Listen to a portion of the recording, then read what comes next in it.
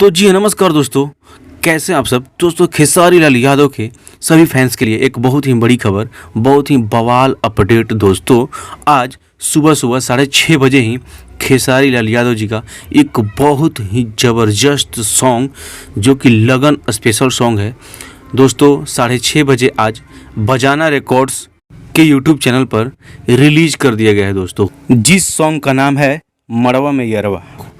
बहुत ही ज़बरदस्त sad song है दोस्तों, बहुत ही आनंद आएगा सुनने के बाद। आप लोग जाकर सुन लीजिएगा। लेकिन दोस्तों उससे पहले आप लोग इस चैनल को सब्सक्राइब नहीं किए तो सब्सक्राइब कर दीजिए भोजपुरी से जुड़ी तमाम अपडेट सबसे पहले पाने के लिए। तो दोस्तों इस गीत को कृष्णा बेदर्दी जी ने लिखा है और म्यूजिक है आर्या शर्मा जी का।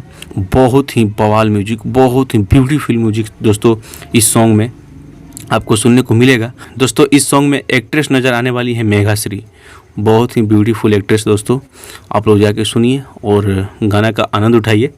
बहुत ही फुल वीडियो रिलीज़ किया गया है दोस्तों इस सॉन्ग का।